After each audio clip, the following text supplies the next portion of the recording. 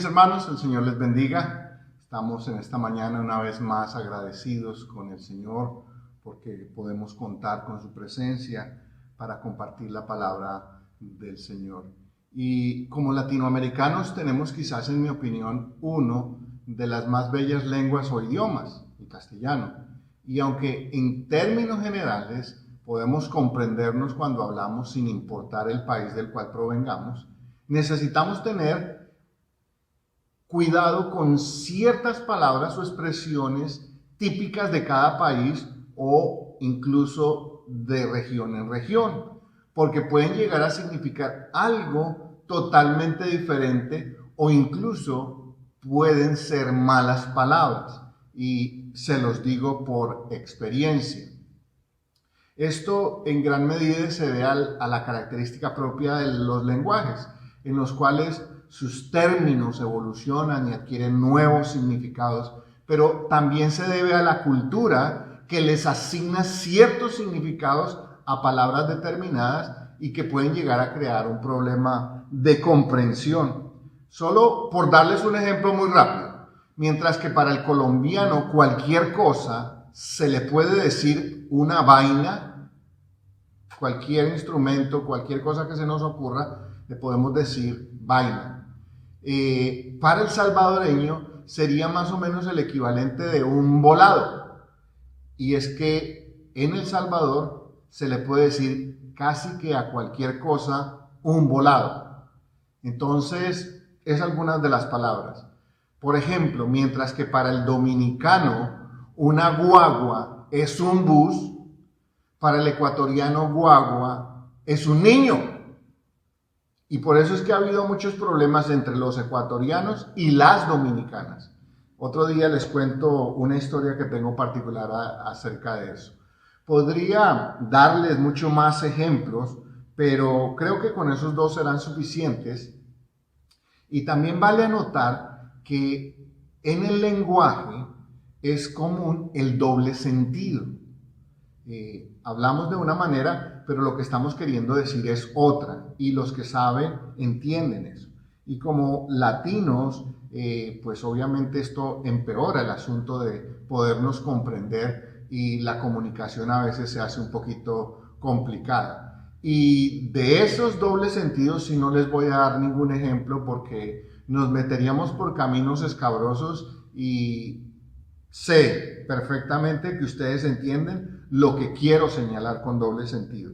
Por eso, en cuestiones de lingüística y semántica, siempre es sano y necesario asegurarnos, antes de hablar, que lo que queremos comunicar será bien entendido por el auditorio o por la persona con la que estamos conversando, para que no hayan malos entendidos o se generen debates innecesarios.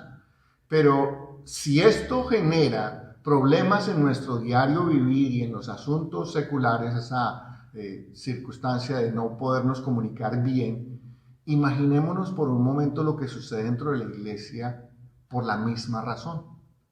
Muchas de las diferencias, las controversias, incluso hasta las divisiones que han surgido en el seno de la iglesia, es precisamente cuando tratamos de entender lo que Dios nos dice y lo hacemos o de manera superficial o equivocada, y terminamos desafortunadamente desvirtuando las enseñanzas bíblicas porque no comprendimos la esencia del mensaje.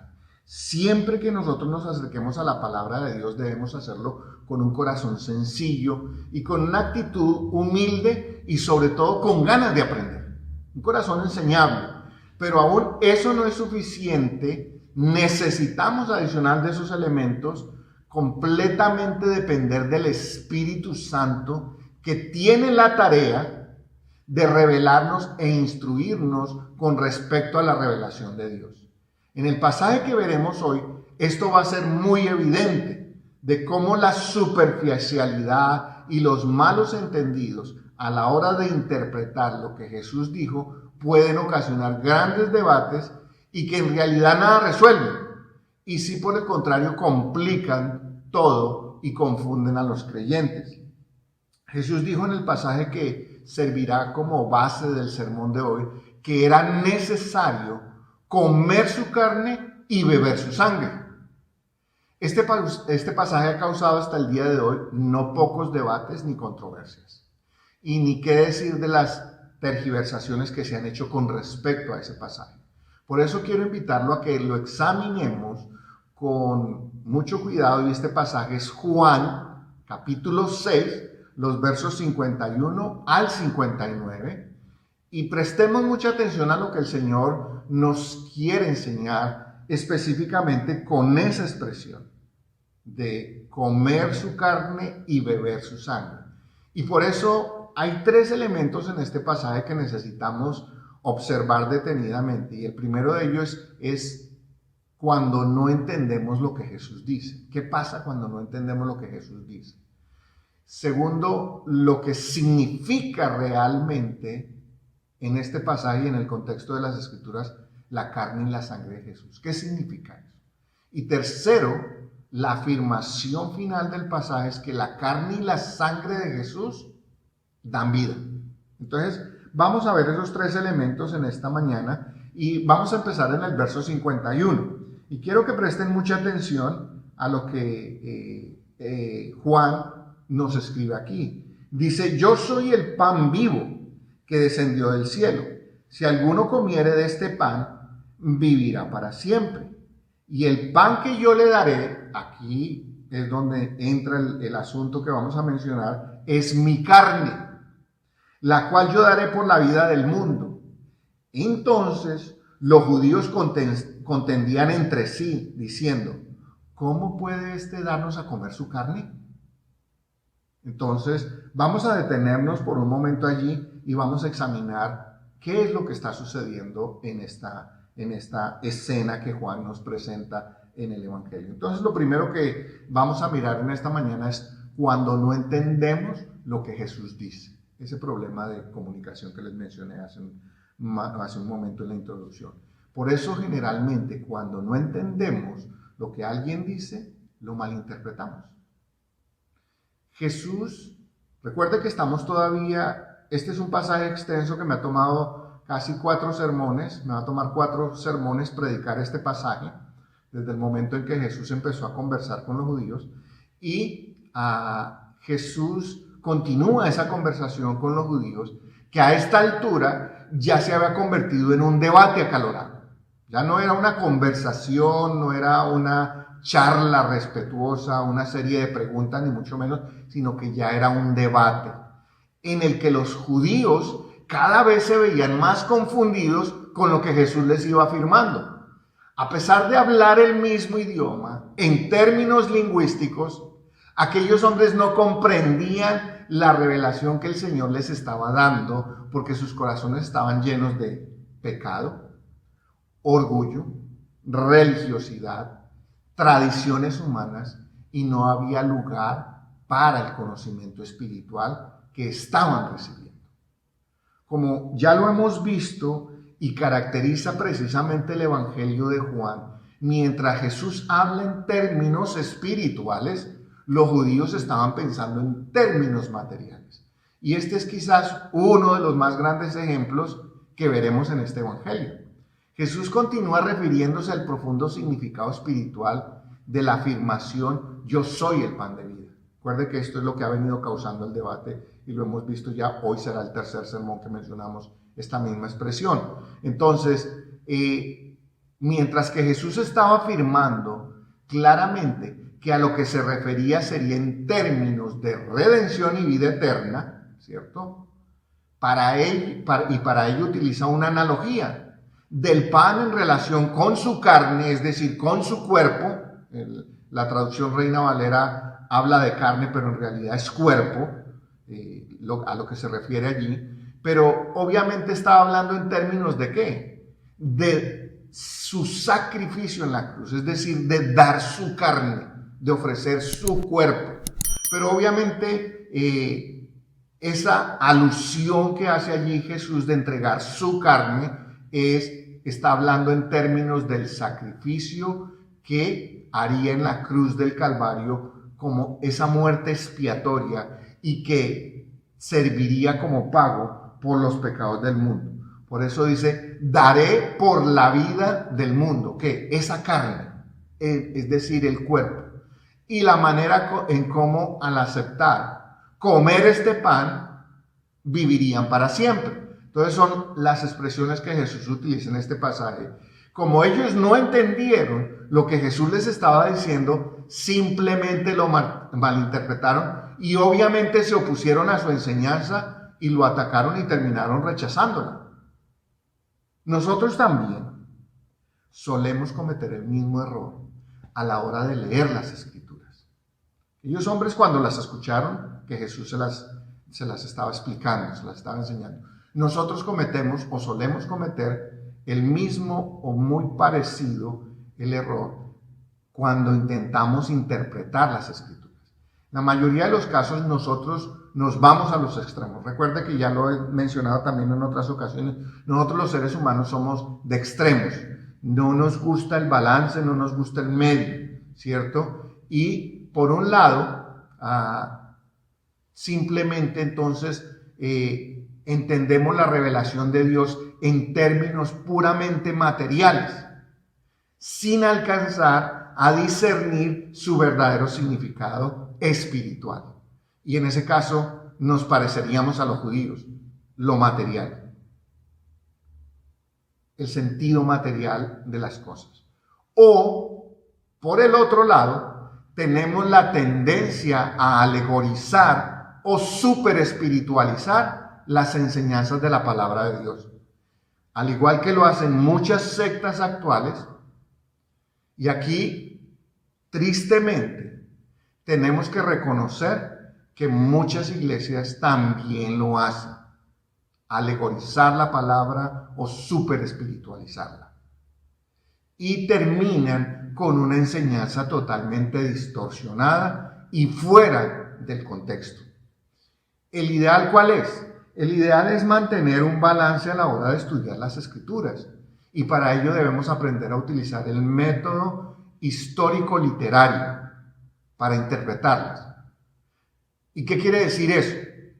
Que primero que todo debemos saber diferenciar entre el sentido literal que las Escrituras tienen, en las cuales fueron escritas, y cuál es el sentido espiritual de cada texto, lo que podemos sacar de él como enseñanza espiritual eterna, y apegarnos a las normas de interpretación. Así como en todo en la vida hay reglas, en todas las áreas del conocimiento, la Biblia también tiene unas reglas. Se le conocen como hermenéuticas, son las normas de interpretación que usted y yo debemos aprender. Es nuestra responsabilidad como cristianos aprender esas reglas básicas para poder hacer una buena lectura de las Escrituras. Y segundo, primero eso, saber por lo menos las normas básicas de la hermenéutica. Y segundo, tenemos que recordar que la palabra de Dios se debe discernir de manera espiritual. El apóstol Pablo nos hace la siguiente advertencia y a la misma vez exhortación en 1 Corintios, el capítulo es el 2, el verso es el 14. Dice esto, preste mucha atención. Pero el hombre natural no percibe las cosas que son del Espíritu de Dios, porque para él son locura y no las puede entender porque se han de discernir espiritualmente. Aquellos hombres, al oír a Jesús decir que debían comer su carne y beber su sangre, les pareció una locura. Y el apóstol Pablo nos dice, tiene que ser así. Por eso cuando no entendemos lo que Jesús, es decir, las Escrituras nos dicen, terminamos o rechazándolo o malinterpretándolo. Hay una escena en una película en donde hay un estudiante de artes marciales diciéndole a su maestro que quiere aprender artes marciales, que quiere que él sea su maestro. Entonces el maestro le pide que traiga una taza de té. Pero cuando el muchacho, el alumno, trae la taza viene con un poco de té. Y entonces el maestro intencionalmente empieza a vertir más té en la taza hasta que se derrama y el muchacho le dice que qué hace. El maestro le dice, tienes que aprender a vaciar la taza. Cuando tenemos la taza a medio llenar con conocimientos filosóficos, religiosos, y que porque hemos leído la Biblia, creemos que conocemos algunas cosas, es mejor a veces vaciar la taza por completo y dejar que sea el Espíritu Santo el que la llene nuevamente, con conocimiento puro, con conocimiento sano, con conocimiento correcto. Y en este caso, desafortunadamente, que estamos viendo en el pasaje de hoy, lo que Jesús les estaba diciendo solo sirvió para confundirlos más y terminaron en un debate que para nada los benefició. Jesús solo estaba usando términos que ellos conocían muy bien, solo que no entendieron su significado espiritual, y no prestaron atención a la explicación y mucho menos a la aplicación que debían hacer de lo que Jesús les estaba enseñando. Por eso a las Escrituras debemos acercarnos sin pretensiones. Es que yo me sé. No, sin pretensiones. Con un corazón humilde, sencillo y sobre todo enseñable, para que sea el Espíritu Santo quien nos guíe a la verdad, como Jesús nos prometió en Juan capítulo 16, el verso 13. Es una promesa de Jesús, dice: pero cuando venga el Espíritu de verdad, Él los guiará a toda la verdad, porque no hablará de su propia cuenta, sino que hablará de todo lo que oyere, y os hará saber todas las cosas que habrán de venir. Jesús se refería al Espíritu Santo, al Espíritu de verdad. Él nos revelaría todas las cosas, aún lo que está por venir. Entonces, el Espíritu Santo tiene una labor principal y sumamente importante: guiarnos y enseñarnos toda la verdad de Dios. El Espíritu Santo no vino, ni es una de sus funciones, hacernos sentir cosas raras, hacernos temblar, hacernos desmayar, hacernos caer. Para eso no vino el Espíritu Santo. Eso no es bíblico. El Espíritu Santo vino para guiarnos a toda la verdad, para santificarnos, para todo ese tipo de trabajos que sí están descritos en las Escrituras. Así que no nos debemos engañar con esas historias por ahí medio raras donde la gente dice: es que aquí sí se siente la unción, aquí sí siento el mover del Espíritu. Mucho cuidado con esos lugares. Es todo lo que les puedo decir por ahora. Cuando desatendemos a sus indicaciones, o sea, las indicaciones del Espíritu Santo, y decidimos seguir nuestra propia opinión e interpretación de la palabra de Dios, terminaremos irremediablemente en debates sin sentido, igual que los judíos, y desafortunadamente el resultado de esto será que rechazaremos la verdadera revelación de Dios que tanto necesitamos. Debemos recordar que de la comprensión correcta que hagamos de las Escrituras dependerá en gran medida nuestra fe y la manera como la practicamos. Y al final determinará si entendemos lo que Jesús nos quiere decir, porque de lo contrario terminaremos rechazando a Jesús y a sus enseñanzas.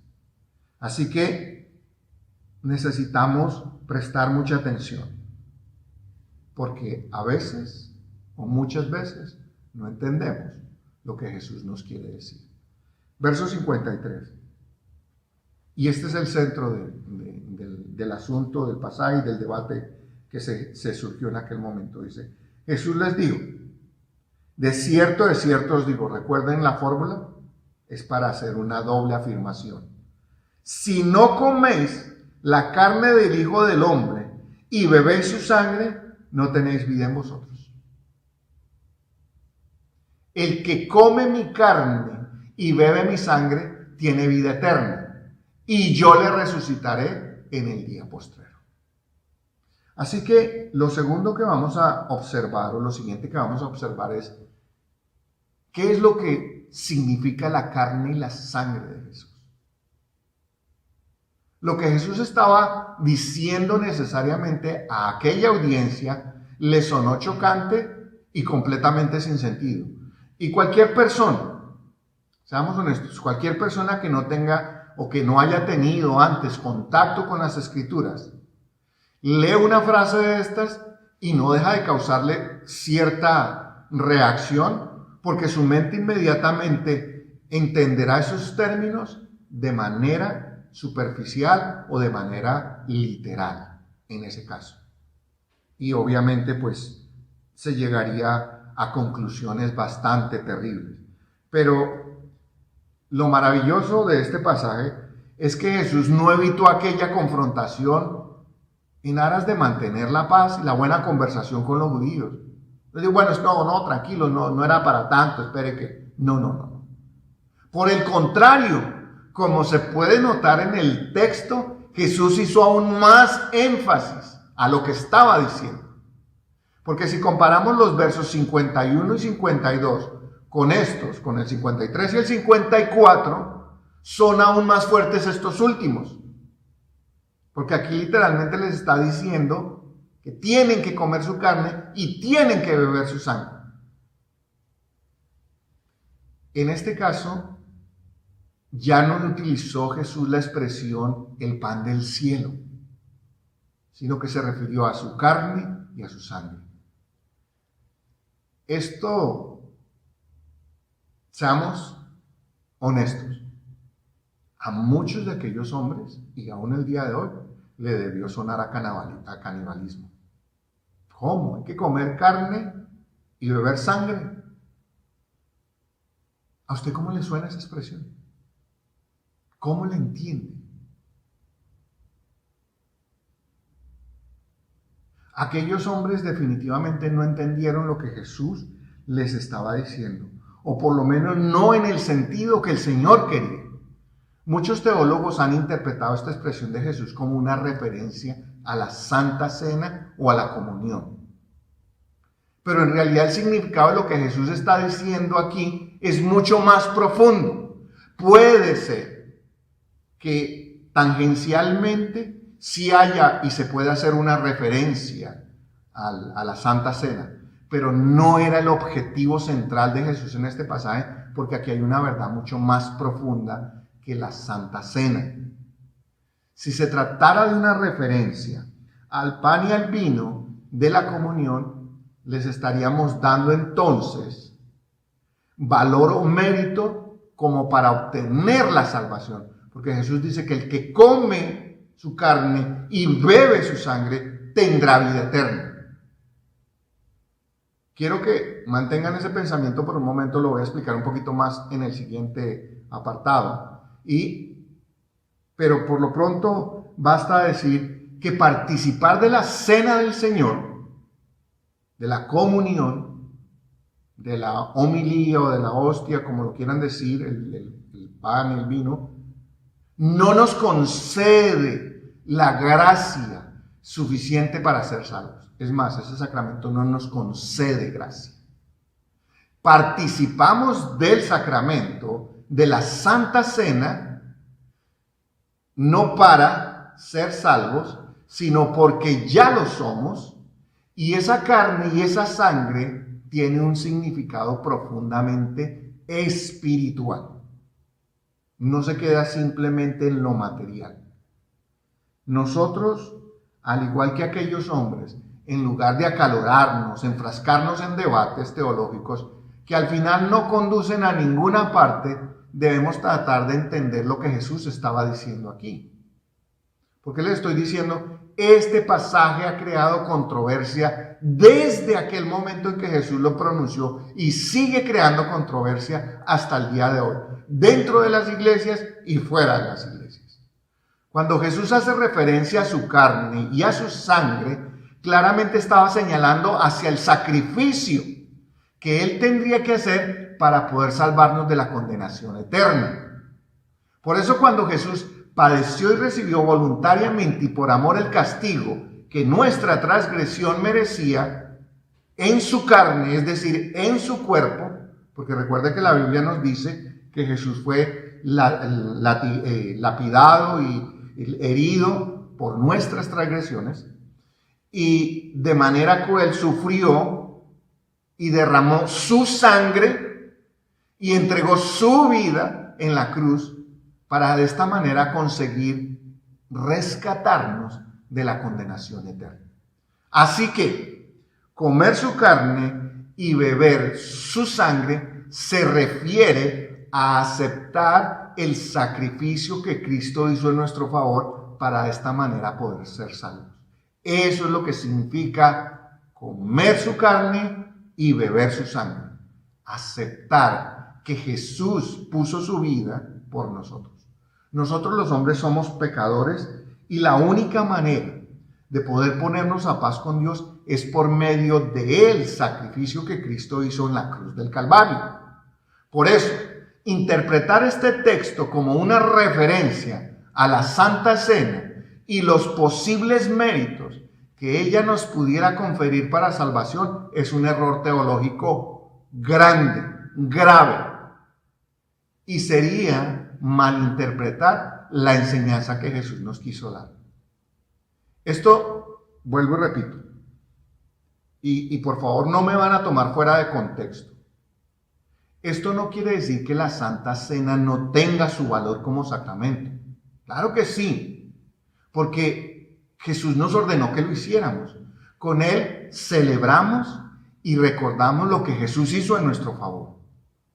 Pero no nos otorga la salvación. Eso es lo que tiene que quedar claro. Jesús dijo, háganlo en memoria de mí, hasta que yo regrese. Entonces se convierte en un sacramento porque es una ordenanza de Jesús. Él lo practicó y nos ordenó seguirlo practicando. La salvación solo se obtiene por aceptar a Cristo por fe y reconocer que Él pagó con su vida, es decir, con su carne. Por eso recuerden que cuando Juan nos habló en el capítulo 1 de la encarnación, es un término que viene a ser central en el Evangelio. Por eso fue que Cristo se encarnó, vivió entre nosotros, tuvo carne como la de nosotros y entregó su cuerpo, su vida. Y al derramar su sangre, y metafóricamente hablando, es como si comiéramos su carne y bebiéramos su sangre. Eso fue lo que Jesús quiso enseñar claramente aquel día.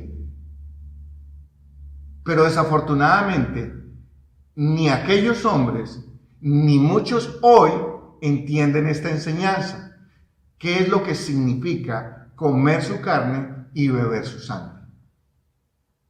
Los debates teológicos tienen su lado positivo, no vamos a negarlo, porque nos han hecho pensar y discutir sobre asuntos de la fe de manera profunda, permitiendo que nuestra comprensión de las Escrituras aumente y en muchas ocasiones se aclare frente a asuntos que no son tan claros tal vez, pero en ciertos casos también estos debates teológicos tienen su lado negativo. ¿Por qué? Porque nos alejan, debido a las opiniones, nos alejan los unos de los otros debido a nuestras opiniones contrarias y crea incertidumbre en el corazón del creyente que es sencillo, que es humilde y que al final queda en una situación de que no sabe en qué o en quién creer. ¿Por qué? Por causa de esta serie de debates. Y este es el caso específico de este pasaje, que por siglos ha sido tema de controversia y división especialmente entre católicos y protestantes. ¿Cómo se interpreta este texto?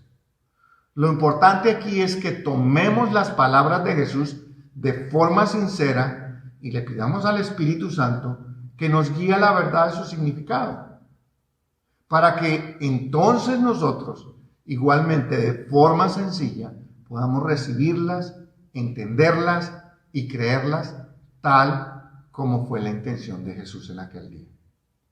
Realmente en todo momento Jesús se estaba refiriendo al sacrificio, por un lado literal que él tendría que hacer, pero por el otro lado el significado y el impacto espiritual que éste tendría para todos aquellos que lo recibieran por fe. Entendiendo que comer su carne y beber su sangre sencillamente significa, présteme un poquito de atención en este momento a lo que voy a decir, hermano.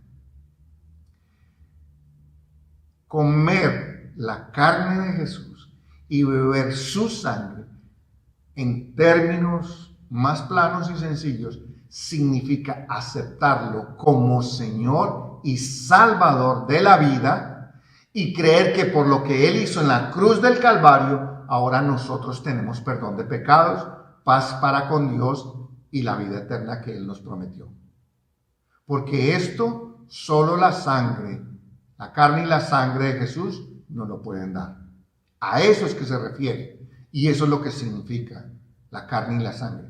Ese sacrificio que Jesús, por amor, voluntariamente hizo en su favor y en el mío. Verso 33. Porque mi carne es verdadera comida y mi sangre es verdadera bebida.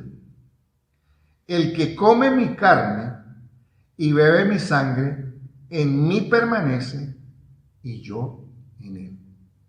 Como me envió el Padre viviente y yo vivo por el Padre, asimismo, preste atención a lo que dice aquí, asimismo, el que me come, él también vivirá por mí. Este es el pan que descendió del cielo. No como nuestros padres comieron el maná y murieron. El que come de este pan vivirá eternamente. Termina el pasaje diciendo: estas cosas dijo en la sinagoga, enseñando en Capernaum. ¿Cuál es el último de los elementos que vamos a ver entonces en esta mañana? Que la carne y la sangre de Jesús dan vida. Y Jesús continúa hablando en términos espirituales y de manera enfática establece que solo aquellos que comen su carne y beben su sangre podrán tener una relación inquebrantable y permanecerán en él y como resultado tendrán la vida eterna. Este es el sentido espiritual que aquellos judíos debían hacer de lo que Jesús les estaba diciendo, de esa enseñanza que el Señor les estaba dando. Eso era lo que ellos debieran haber comprendido. Pero ellos, por enredarse en discusiones teológicas de qué era lo que significaba comer la carne y beber la sangre, dejaron pasar la oportunidad de comprender claramente la profunda revelación de Dios que les estaba siendo dada ese día. En aquel debate sin sentido, como muchos otros debates en los que los hombres se preocupan, especialmente los debates políticos, que para mí no tienen realmente sentido, con el perdón de aquellos que los disfrutan y los entienden, para mí no tienen sentido. Los judíos desperdiciaron la oportunidad que se les estaba ofreciendo por medio de Cristo. El Padre les dio una oportunidad y ellos convirtieron aquello en un debate. Recuerda que en el pasaje anterior hablábamos de que murmuraron, de que se quejaron. Bueno, ahora lo convirtieron en un debate. Ellos no pudieron con sencillez de corazón reconocer su condición caída y que solo aquellos que se sometieran al señorío espiritual de Jesús podrían volver a recuperar la comunión perdida. Jesús les recuerda una vez más cuál fue el destino de sus antepasados. Aquellos que murmuraron en el desierto, aquellos que se quejaron acerca de ese maná. Recuerda que lo hablábamos, ya estamos cansos de ese maná. Solo ese maná ve en nuestros ojos. ¿Quién nos diera de comer carne? Mejor debemos regresarnos a Egipto. En fin, esa murmuración les costó la vida. Y una vez más Dios les estaba proveyendo ese pan del cielo, el verdadero, el genuino. Es decir, la vida eterna. Y ellos lo rechazaron una vez más. Así sellaron su destino. Lo paradójico es que aquellos hombres tenían hambre espiritual. Dios les proveyó el alimento que les daría la vida, la carne y la sangre de Jesús, y ellos lo rechazaron. Nosotros, mi hermano, muchas veces por estar fijándonos en el punto negro, en la sábana blanca, perdemos lo que es verdaderamente importante.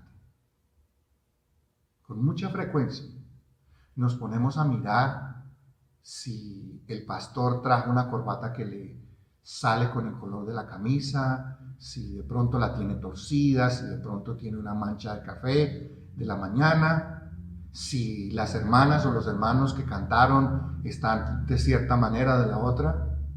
Por estar pensando en esas cosas, nos olvidamos del mensaje, de lo más importante, de lo que Dios nos quiere decir. Los siglos de historia no nos han bastado para que aprendamos que de las controversias teológicas superficiales, lo único que queda es confusión y desengaño. Unos quedan confundidos, otros se sienten engañados.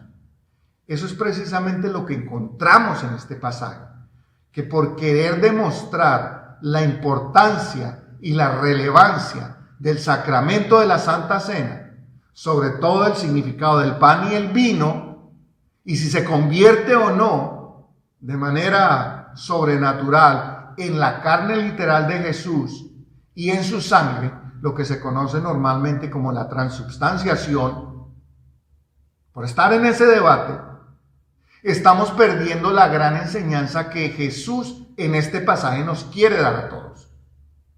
Los sacramentos establecidos por Jesús son dos. Son dos. Bíblicamente son dos sacramentos: el bautismo y la Santa Cena. Y ambos son importantes símbolos de nuestra fe y debemos practicarlos con todo fervor y reverencia. Que quede claro, no estoy diciendo que no se debe tener la Santa Cena ni nada. No, estoy diciendo que el bautizo y la Santa Cena tienen un valor importante en nuestra fe. Sí, en nuestros cultos también, pero reconociendo que ni el bautismo ni la participación de la Santa Cena nos conceden o nos otorgan algún tipo de mérito que por él podamos alcanzar la salvación. Ni el bautismo ni la Santa Cena son medios de salvación, son medios de testimonio. La participación del creyente en el bautizo y la Santa Cena sirven como testimonio a la gente que nos rodea de lo que el Espíritu Santo, por gracia y en los méritos de Cristo Jesús, nos concede para salvación. Es el trabajo del Espíritu Santo. Si la salvación, pensemos por un momento así, mi hermano, una vez más. Si la salvación se pudiera obtener por bautizarse o por tomar el pan y el vino, entonces tenemos que preguntarnos una vez más. Entonces, ¿por qué tenía que morir Cristo en la cruz y de una forma tan cruel y derramar su preciosa sangre? No tendría sentido. Sería suficiente entonces que para ser salvos nos bautizáramos en cualquier iglesia y que religiosamente tomáramos la comunión para poder estar a paz con Dios. Y así quedar justificados. ¿Es eso lo que la Escritura enseña? De ninguna manera, no. Eso sería una salvación por méritos, por medios humanos. Por eso es que Jesús afirma que Él es el pan de vida. Y en este caso lo refuerza con esta poderosa ilustración. Por eso los dos temas vienen seguidos en los mismos versículos. Jesús dice: soy el pan de vida. Pero para que no quedara ningún lugar a dudas, Él lo refuerza con esa ilustración. El que come mi carne y bebe mi sangre tiene vida eterna, y yo le resucitaré en el día postrero. Y ahí es donde surge esa controversia. Entonces, sí hay que la Santa Cena. No. Mientras los judíos argumentaban en términos literales las cosas tan terribles y horribles que según ellos Jesús estaba diciendo, perdieron ¿qué? La magnífica enseñanza y la profunda verdad que Él les ofreció aquel día. Como veremos incluso la semana entrante, mis hermanos, algunos de los mismos discípulos de Jesús desde aquel día decidieron dejar de seguir a Jesús. porque les parecía muy dura esa enseñanza. Eso lo vamos a ver, si el Señor lo permite, la próxima semana. La única verdad que les podía sacar de la ignorancia y guiarlos por el camino de la reconciliación y la salvación fue la misma que terminaron rechazando. Así que recibir a Jesús como Señor y Salvador y seguirlo como discípulo, haciendo su voluntad y obedeciéndolo, equivale metafóricamente hablando a comer su carne y beber su sangre. Porque solo los que comen este pan del cielo tendrán vida eterna. Quiero repetir esto. Recibir a Jesús como nuestro Señor y como nuestro Salvador e inmediatamente empezar a seguirlo como un discípulo y empezar a hacer su voluntad y obedecerlo en todo, eso que acabo de decir equivale metafóricamente hablando a lo que Jesús dijo, comer su carne y beber su sangre. Significan exactamente lo mismo. Y solo aquellos que comen esa carne y beben esa sangre, es decir, se someten al señorío de Cristo y le obedecen, tendrán vida eterna. Cuando nos dejamos llevar por el significado superficial o descontextualizado que las palabras pueden tener, inevitablemente nos perderemos en realidad lo que nos quieren comunicar. Y es muy probable que nos involucremos en debates sin sentido o incluso con doble sentido y que no serán de provecho, mis hermanos. La palabra de Dios desafortunadamente no se escapa a esta circunstancia. Y como pudimos ver en este pasaje, esa fue la triste realidad, que los judíos no pudieron comprender el profundo significado espiritual de lo que Jesús les estaba tratando de enseñar. Cuando les dijo que debían comer su carne y beber su sangre para que pudieran tener la vida eterna. Eso pasa cuando no entendemos qué es lo que Jesús en realidad nos quiere decir. En este caso, el significado de comer su carne y beber su sangre fue mal interpretado. Y obviamente, al ser mal interpretado, terminaron rechazando esa gran enseñanza. Nosotros, al igual que ellos, podríamos estar perdiendo el punto central de esta enseñanza e irnos por la parte más superficial de ella al creer que se trata simplemente de participar de la comunión o la cena del Señor. Y llegar a creer que esa participación ya nos concede virtudes especiales y por eso somos salvos. Si realmente queremos entender lo que Jesús nos dice, tenemos que depender de que el Espíritu Santo de Dios nos guíe a la verdadera y profunda enseñanza espiritual que el Padre nos quiere comunicar. Para que de esta manera saber, comprender, entender que comer la carne de Jesús y beber su sangre es una metáfora o una ilustración simbólica de lo que el sacrificio de Cristo en la cruz realmente significa y representa para todos los que lo recibimos como Salvador y nos sometemos a su señorío y a su voluntad de manera total e incondicional. No es con sacramentos o actos litúrgicos que obtenemos el perdón de pecados. Es reconociendo lo que nuestro pecado le ocasionó a Cristo y cómo ese sacrificio tan cruel en la cruz nos concede perdón de pecados y nos otorga por gracia la salvación y la vida eterna. De esa manera es que nosotros estamos participando de comer su carne y de beber su sangre como el único medio de salvación eterna.